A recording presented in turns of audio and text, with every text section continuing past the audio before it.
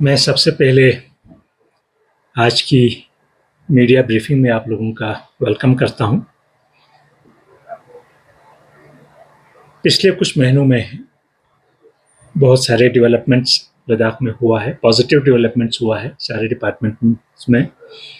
और मेरे अंडर जितने डिपार्टमेंट्स हैं जिसमें tourism, culture, labour, employment, excise, GST, मैं एक ब्रीफ आप लोगों को इस पीरियड में क्या क्या डेवलपमेंट हुआ और क्या क्या लद्दाख के डेवलपमेंट और एम्प्लॉयमेंट जनरेशन, एम्प्लॉयमेंट प्रोविजन में क्या प्रोग्रेस हुआ है वो आप लोगों को ब्रीफ करना चाहता हूँ। सबसे एक अच्छी चीज़ ये नॉन गजेटेड आरआर बनने के बाद यूटी लद्दाख ने जो एम्प्लॉयमेंट जनरेशन करने का और उन्हें सिलेक्शन का प्रोसेस स्टार्ट किया था एसएससी के थ्रू यूटी एडमिनिस्ट्रेशन का, जो स्टेट काडर के पोस्ट थे उनमें, और जो हमारे एलएचडीसी के डीएसएसआर भी हैं लेह और कारगिल में भी जो सिलेक्शन का प्रोसेस शुरू हुआ था, अब वो ऑलमोस्ट कंक्लूजन की तरफ, ये वाला फर्स्ट फेज लास्ट ईयर का जो प्रोसेस है वो कंप्लीट हो गया है। कल ही यूटी एडमिनिस्ट्रेशन की तरफ से एक प्रेस नोट भी आप लोगों को दिया है जिसमें कहा है कि अपॉइंटमेंट ऑफर लेटर 523 अभी कल तक इशू हुआ है। उसमें मेरे डिपार्टमेंट्स के, मैं आप लोगों को थोड़ा डिटेल में, ताकि लोगों को भी ये नॉलेज हो कि क्या क्या पोस्ट और क्या क्या एम्प्लॉयमेंट अपॉर्चुनिटीज़ जनरेट हो रहा है और हमारे अनएम्प्लॉयड यूथ को मिल रहा है, बता दूं। टूरिज्म में हमने अराउंड 17 पोस्ट रेफर किया था एसएससी में, उसमें से अभी तक हमारे पास 4 का अभी तक रिजल्ट आ चुका है, बाकी रिजल्ट आ रहे हैं। 4 का हमने अपॉइंटमेंट ऑफर लेटर कल इशू किया है। उसमें एक असिस्टेंट टूरिस्ट ऑफिसर का पोस्ट है और 3 उसमें रिसेप्शनिस्ट के पोस्ट हैं। सिमिलरली कल्चर डिपार्टमेंट में लाइब्रेरीज आता है, लाइब्रेरीज में हमने 6 अपॉइंटमेंट ऑफर लेटर कल इशू किया है जूनियर लाइब्रेरियन का। लेबर में एक हाईएस्ट जो नॉन गेस्टेड में पोस्ट है लेबर ऑफिसर का है, एक वो कल हमने अपॉइंटमेंट ऑफर लेटर इशू किया है। एक एम्प्लॉयमेंट ऑफिसर का कल इशू हुआ है एम्प्लॉयमेंट डिपार्टमेंट में, वो भी नॉन गेस्टेड में लेवल 6 का पोस्ट है। करियर काउंसलिंग का एक पोस्ट है, वो भी लेवल 6 का पोस्ट है, वो भी अपॉइंटमेंट ऑफर लेटर कल इशू हुआ है। उसके साथ साथ एक्साइज में हमारे 17 पोस्ट हमने रेफर किया था, 17 का सिलेक्शन लिस्ट आ गया था। ये सारे 17 कल हमने अपॉइंटमेंट के ऑफर लेटर इशू किया है। उसमें 11 एक्साइज गार्ड के हैं, सब इंस्पेक्टर 5 हैं और इंस्पेक्टर 1 है।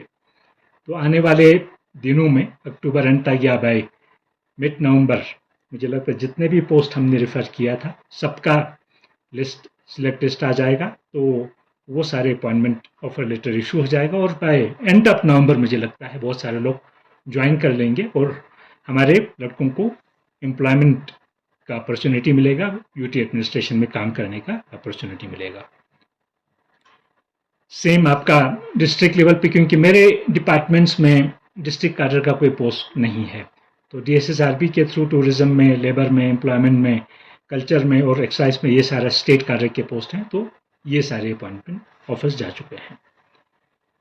अब टूरिज्म की हम थोड़ा सा बात करें। इस साल कुछ इश्यूज इस साल टूरिज्म में रहा था, तो लोगों का अप्रीहेंशन था कि टूरिस्ट का फ्लो कम होगा। इनिशियली एक तो रोड खुलने में बहुत इस साल इशू रहा था, जोजिला हो चाहे वो मनाली रोड हो, उसमें बाय रोड टूरिस्ट आने में जून तक काफ़ी इशू रहा।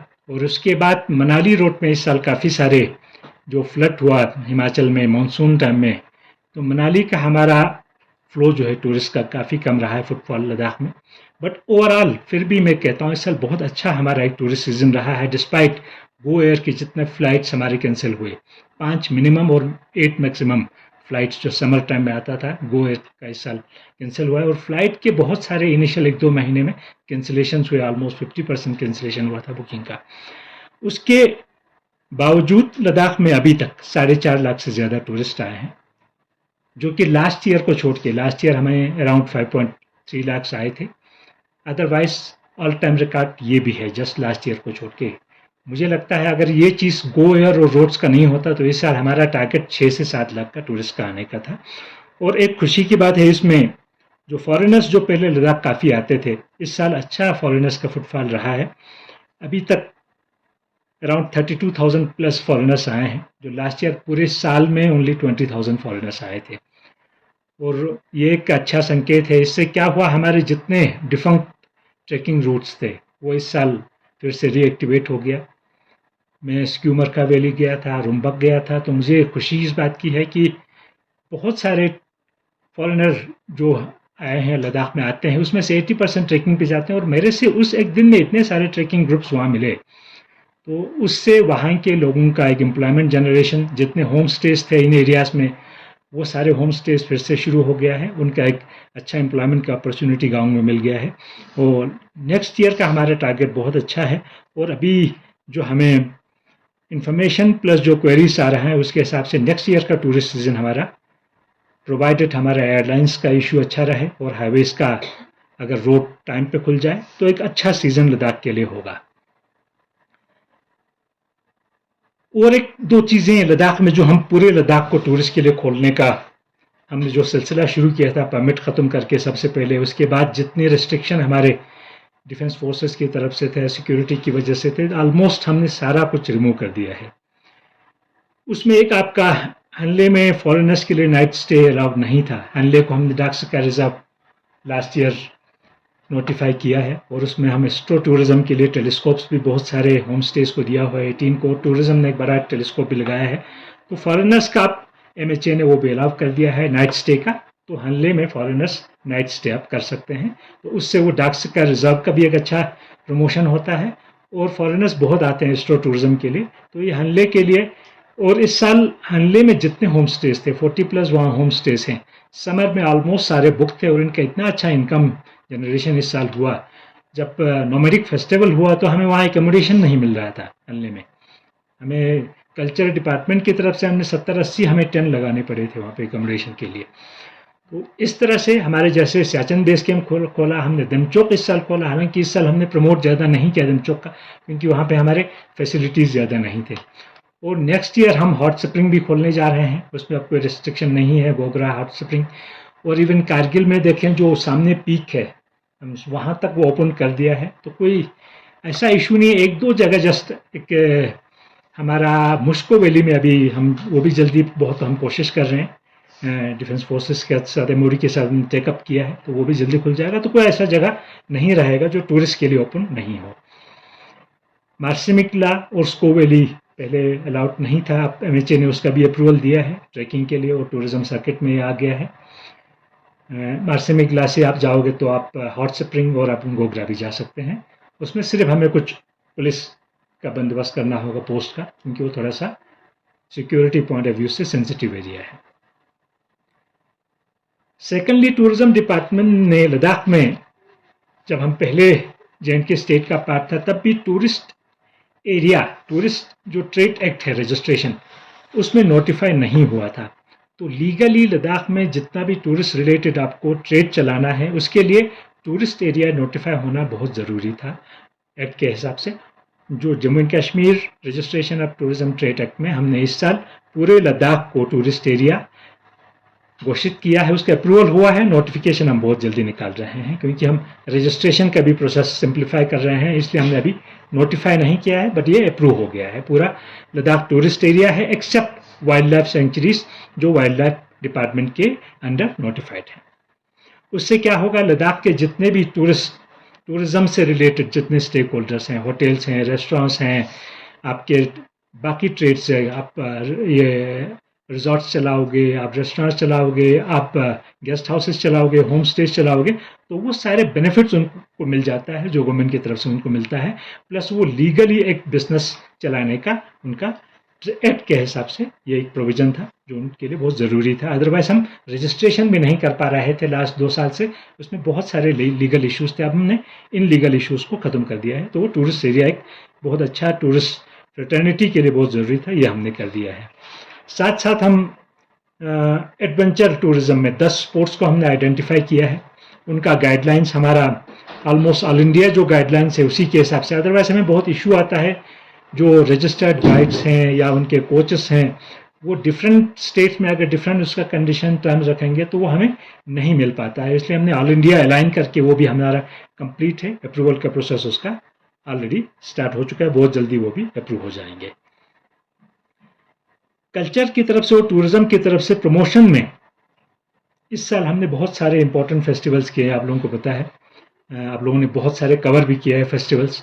बड़े बड़े फेस्टिवल्स में अगर हम बात करें, आपका नोमैडिक फेस्टिवल इस साल हल्ले में बहुत अच्छा सक्सेसफुल रहा था और बहुत टूरिस्ट भी आए थे। उसमें हमें फॉरेनर्स का नाइट स्टे का बहुत रिक्वेस्ट आया था और एमएचए से हमने शॉर्ट टर्म रिक्वेस्ट करके 3 नाइट्स का स्पेशल परमिट फॉरेनर्स के लिए वहाँ मिला था। अब तो पूरा अलाउ कर दिया एमएचए ने, अभी सितंबर में उसका सर्कुलर नोटिस आया है, ओएम आया है। सेकंड हमारा इम्पोर्टेंट जो ज़ास्कार फेस्टिवल, अभी रिसेंटली कारगिल में सर इलेक्शन का 2 महीने का जो प्रोसेस लंबा चला, नहीं तो हम अगस्त में करना चाहते थे, वो नहीं हो पाया था। उसके बावजूद एक बहुत सक्सेसफुल, मैं कहना चाहूँगा, एक फेस्टिवल रहा है। लोगों का पार्टिसिपेशन हो, हमारे कल्चरल आर्टिस्ट का जो इनकरेजमेंट होता है, उनको एक सोर्स ऑफ इनकम भी इससे जनरेट होता है। हमारे जितने आर्टिस्ट हैं, सिंगर्स हैं, डांसर्स हैं, गाँव के हों या लद्दाख के बाकी कोने से हों, तो उन सबको एक अच्छा अपॉर्चुनिटी मिलता था और लद्दाख का एक अच्छा प्रमोशन होता है। मीडिया के थ्रू ये कवरेज अच्छा हुआ था और सोशल मीडिया के थ्रू अच्छा कवरेज होता है। तो लद्दाख एक कल्चरली बहुत ही रिच जगह है और हमारे कल्चर को भी इससे एक प्रमोशन अच्छा मिलता था। थर्ड, लद्दाख फेस्टिवल हमने किया, लेह में 4 दिन किया। वो एक अच्छा बहुत बड़ा फेस्टिवल था। कारगिल में अभी हमें 1-2 फेस्टिवल करना है, अगर वेदर ठीक रहा तो द्रास में हम करना चाहते हैं नेक्स्ट वीक में, और चिकटन में करना चाहते हैं, और एक कारगिल फेस्टिवल जो होता है उसका भी हम प्रोसेस शुरू करेंगे। अगर मौसम अच्छा रहा तो हम ये सारे फेस्टिवल्स करेंगे। विंटर में फिर हमारा ममानी फेस्टिवल आता है, लोसार फेस्टिवल आता है, और कल्चर और टूरिज्म दोनों मिला के, क्योंकि इनसे कल्चरल प्रिजर्वेशन भी हो रहा है और कल्चर का प्रमोशन भी हो रहा है, साथ साथ टूरिज्म के लिए एक अच्छा एवेन्यू ओपन होता है। बहुत सारे स्टेक होल्डर्स के लिए एक बिजनेस का एक एवेन्यू इससे जनरेट होता है और अच्छा कल्चरल टूरिज्म प्रमोट होता है। तो ये कुछ चीज़ें बहुत टूरिज्म के लिए ज़रूरी है।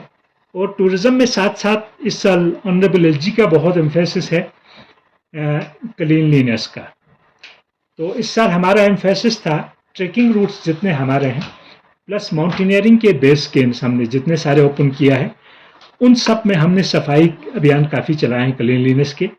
और जितने भी टूरिस्ट एरियाज हैं उन सब में हमने सफाई का एक अभियान चला रखा है। और एक वो अब रेगुलर एक फीचर होगा, क्योंकि सफाई एक दिन करेंगे फिर नेक्स्ट 7 डेज में फिर वही गंदगी लोग डालते हैं। मेरा तो रिक्वेस्ट हमेशा ये रहा है कि लोग भी एक अच्छे सिटीजन की तरह बिहेव करके, गंदगी प्लीज़ आप लोग लिटरिंग नहीं करेंगे, चाहे वो टूरिस्ट हो, हमारे लोकल हों, हमारे टूर ऑपरेटर्स हों, टैक्सी ऑपरेटर्स हों, बस ऑपरेटर्स हों, होटल ऑपरेटर्स हैं, सबकी रिस्पॉन्सिबिलिटी है लद्दाख को एक अच्छा टूरिस्ट स्पॉट और डेस्टिनेशन मेंटेन रखने के लिए। हम सबको लद्दाख की सफाई का भी ख्याल रखना है।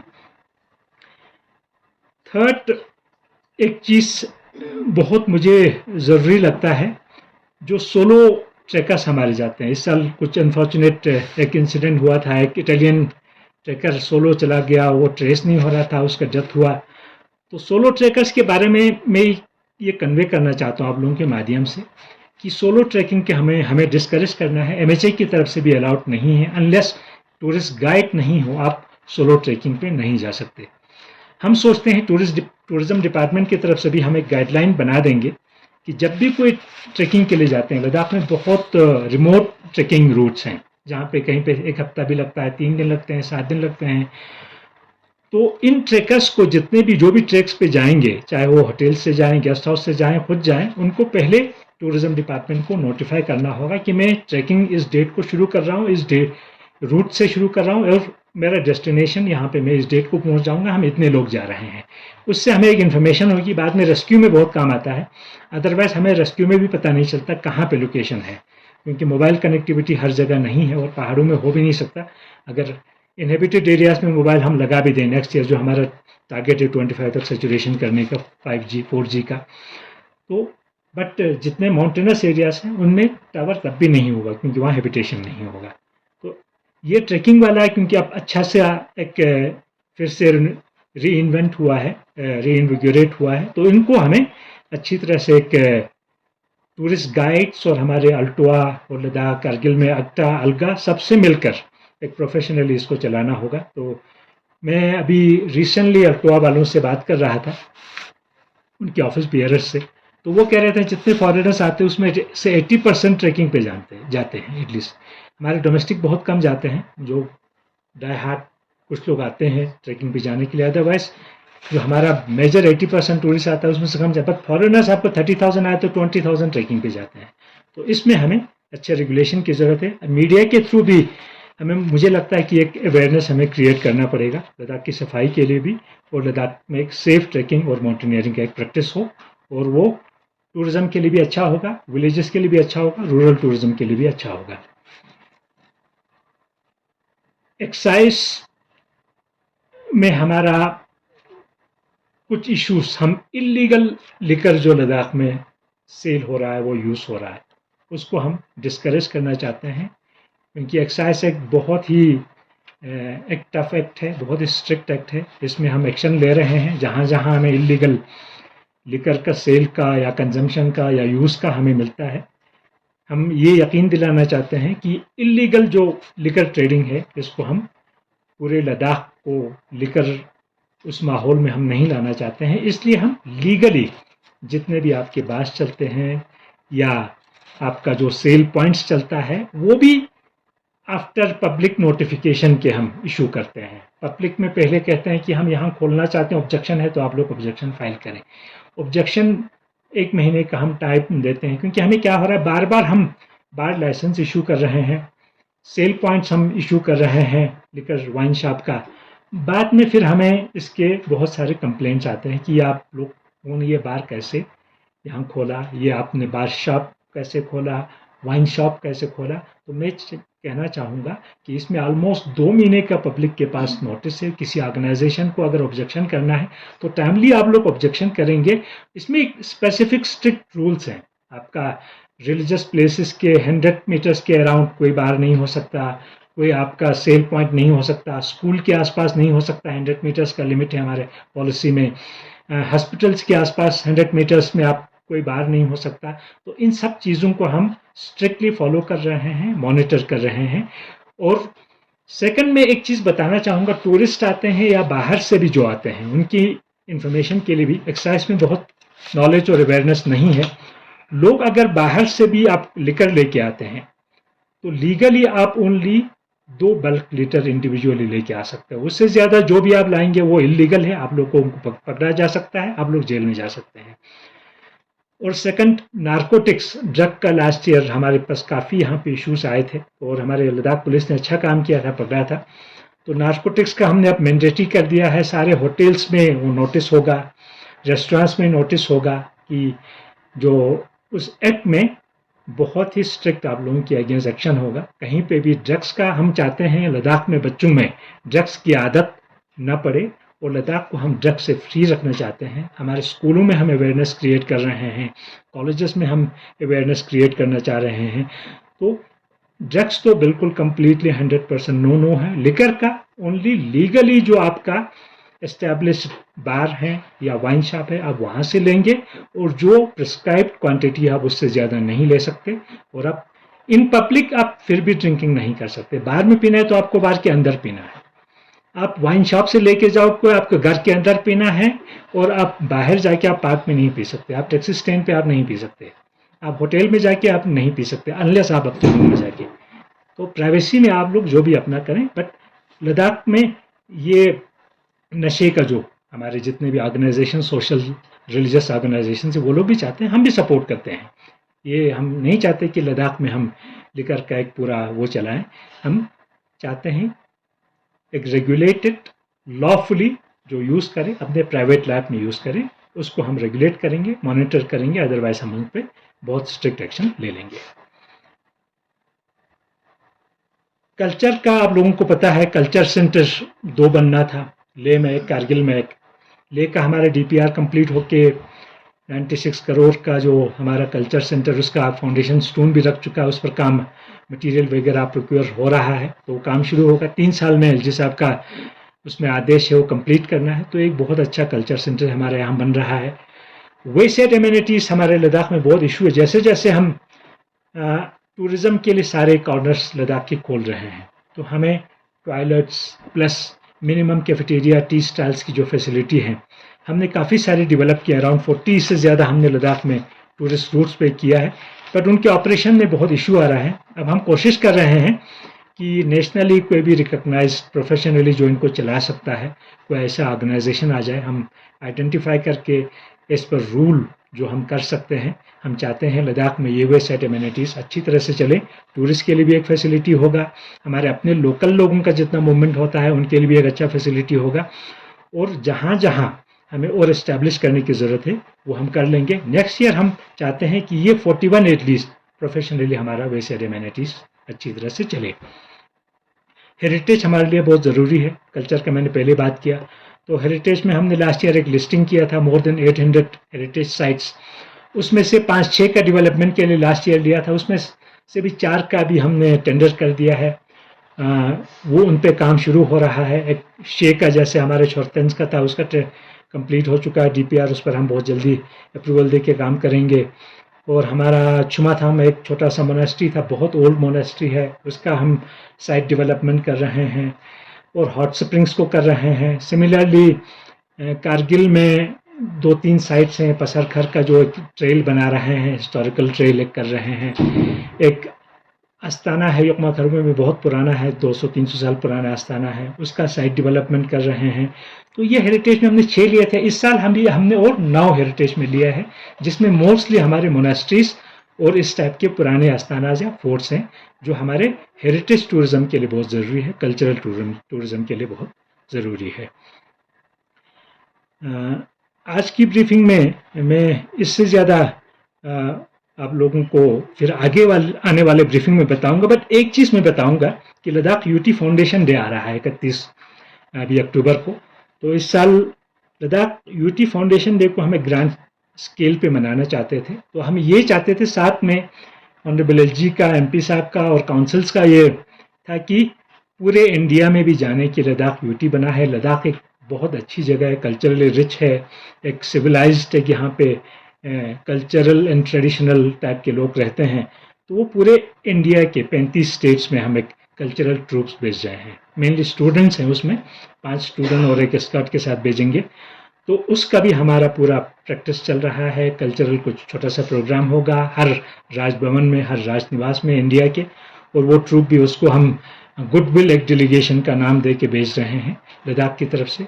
और एलजी साहब इसमें पर्सनली सारे स्टेट्स के साथ, यूटीज़ के साथ टच में है, गवर्नर्स के साथ, एलजीज के साथ। और ये ट्रूप भी हमारा 28 या 29 को यहाँ से डिपार्ट होगा और हर स्टेट और हर यूटी में जाके लद्दाख का एक नाम करेगा, लद्दाख को प्रमोट करेगा, एक लद्दाख को अच्छी तरह से प्रेजेंट करेगा। तो मैं इससे ज़्यादा आज नहीं बोलूँगा, बाकी आप लोगों का कुछ क्वेश्चन हो तो मैं लेने के लिए तैयार। सर, मैं थैंक यू। मुजफ्फरवानी दिल्ली न्यूज़ से। तो आमतौर पे से एक शिकायत ये रहती है कि जो डोमेस्टिक टूरिस्ट्स का इन्फ्लक्स इस वजह से कम रहता है क्योंकि एयरलाइन जो चार्ज करता है फीस वो बहुत ज़्यादा होता है, पर्टिकुलरली विंटर्स के मंथ्स में। तो उसके लिए यूटी एडमिनिस्ट्रेशन की तरफ से कोई इकदाम है उसको रेगुलेट करने के लिए? लास्ट ईयर ये विंटर वाला इशू हमेशा आता है। विंटर वाला इशू एक तो वन वे हमेशा इशू है। दिल्ली से आओगे आप, चंडीगढ़ से आओगे, टिकट बहुत चीप मिलता है आपको, बहुत मतलब बिलो रेट आपको मिलेगा 2000-3000 में। बट ले से जाएंगे क्योंकि सारे विंटर में यहाँ से ट्रैवल करते हैं, तो ले से दिल्ली का बहुत कॉस्टली होता है। पर्सनली हमारे यहाँ ऑनरेबल एलजीस ने ministry of civil aviation, MHA के साथ इसको टेकअप किया था, but ministry of civil aviation का ये कहना था ये एक टोटली डीरेगुलेटेड एरिया है, प्राइसिंग जो है। उसके बावजूद इस साल जो गो एयर का इशू हुआ था, सिविल एविएशन मिनिस्टर की तरफ से उन्होंने एक सारे एविएशन जितने भी हमारे यहाँ पे कंपनीज हैं उनसे रिक्वेस्ट किया था कि आप लोग प्लीज़ रेशनलाइज करें, आप लोग एक रूट को महंगा ना करें। आपके बाकी इंडिया में सारे रूट्स चीप रहते हैं, तो आप उन पे भी थोड़ा सा बर्डन डालें और लद्दाख के इस रूट को आप थोड़ा सा कम कर दें। अदरवाइज लद्दाख में समर में जब ये गो का हुआ था तो 70,000 50,000 में टिकट हो रहा था। उसके बाद थोड़ा सा इम्पैक्ट पर कम हुआ था, फिर 30,000 के अराउंड आया था, फिर समर में अराउंड 20,000 दिल्ली से जो आते थे वो टिकट रहता था। और विंटर में इसलिए हम एयरफोर्स को यहाँ पर लगाते हैं, हमारे कारगिल से एक वो चलता है, ख्वाहिश से एक अभी चलेगा इस साल, तो कुरियर सर्विस भी स्टार्ट होता है। वो इसी को हम रेगुलेट करने के लिए, क्योंकि डायरेक्टली हम रेगुलेट नहीं कर पाते हैं, इनडायरेक्ट इंटरवेंशन होता है हमारा। और इसलिए हमारा जो टनेज का जो हम सब्जियां लाते हैं वो हम already Ladakh UT civil aviation department जो है पहले ही लेके रखते हैं। एयरफोर्स और सिविल एविएशन जितने भी हमारे कंपनीज हैं उनसे उस पर फ़र्क नहीं पड़ता, पर पैसेंजर पे फ़र्क पड़ता है।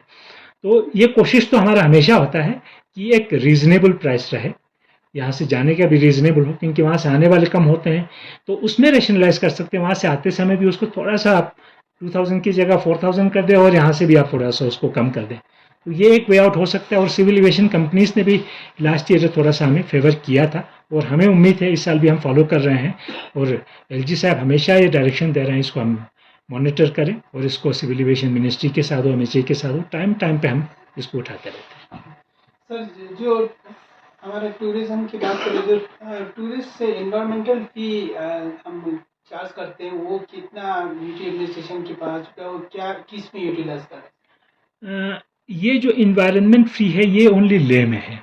ये लद्दाख ऑटोनोमस हिल डेवलपमेंट काउंसिल ले कलेक्ट करता है, जो डीसी के थ्रू ऑनलाइन कलेक्ट कर रहे हैं। अभी शायद 400 रुपीज़ पर हेड है। ये कलेक्शन उनका एक संगडा एक स्कीम चल रहा है, आप लोगों को पता है, जो वेस्ट कलेक्शन, वेस्ट सेग्रीगेशन और उसका डिस्पोजल का। तो ये मेनली संगडा के एस्टेब्लिशमेंट के लिए और उसका ऑपरेशन और मेंटेनेंस के लिए।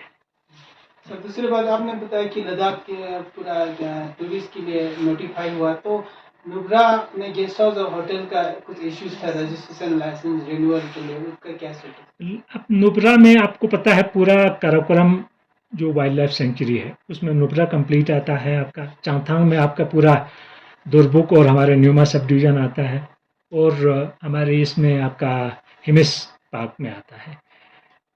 इनमें लास्ट ईयर से रेशनलाइजेशन के लिए बहुत कोशिश कर रहे हैं यूटी एडमिनिस्ट्रेशन, एलएचडीसी और वाइल्ड लाइफ डिपार्टमेंट को साथ लेके।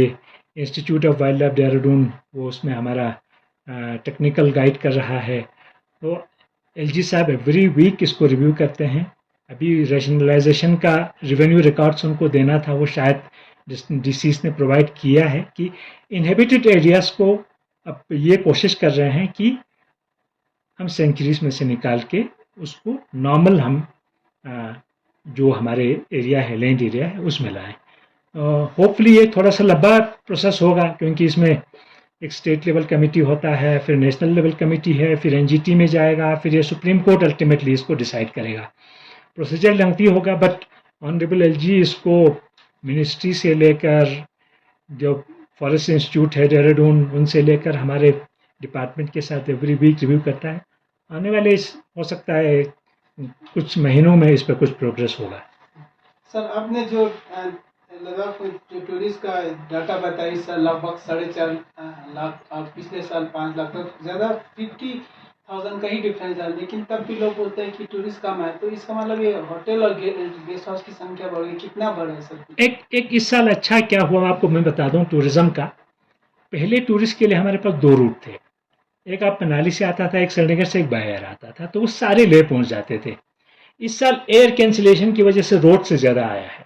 एयर का 1,60,000 है, लास्ट ईयर एयर का ऑलमोस्ट 3 लाख था, तो एयर का आपका बहुत इम्पैक्ट है। तो कोई श्रीनगर रोड से आया, कोई ज़ांस्कर से निकल के वहाँ चला गया। तो ओवरऑल लद्दाख में कम टूरिस्ट का नहीं हुआ, बट हो सकता है लेह में कम हुआ, ठीक है, कारगिल टाउन में कम हुआ, अब डिस्पर्स हो गया। अब हल्ले में लोग रुकने लगे, मनाली से आके वहाँ से डायरेक्ट चले गए, ज़ांस्कर चले गए, ज़ांस्कर से निकल गया। तो ये ऑप्शंस बहुत हो गए रूट, उसकी वजह से भी एक डिस्पर्सल हुआ है। सर, और एक चीज़, ये टूरिस्ट की बात करें तो टूरिज्म प्रमोशन के लिए ज़्यादा यूटी एडमिनिस्ट्रेशन काम नहीं कर रहा, और खासकर नेशनल लेवल पे, इस पर आप क्या कहेंगे? नेशनल लेवल पे हम 2 बहुत बड़े टूरिज्म इवेंट्स होते हैं, मार्च होते हैं, ओटीएम मुंबई और साटे दिल्ली। लास्ट ईयर भी हम साटे में गए थे, उससे लास्ट ईयर ओटीएम में गए थे। इस साल हम दोनों ओटीएम में भी जा रहे हैं और साटे में भी जा रहे हैं। वो फरवरी मार्च में आता है, विंटर में आता है, और वो अच्छा लीन सीजन होता है। हमारे सारे टूर ऑपरेटर्स भी जाते हैं, बहुत कीन है। अभी आज ही उनका एक एनुअल बॉडी मीटिंग का, जनरल बॉडी मीटिंग में भी गया था, तो बहुत कीन है। और हम इंटरनेशनली भी हम करते हैं, अभी भी हम ITB एशिया और WTM लंदन भी हम जा रहे हैं।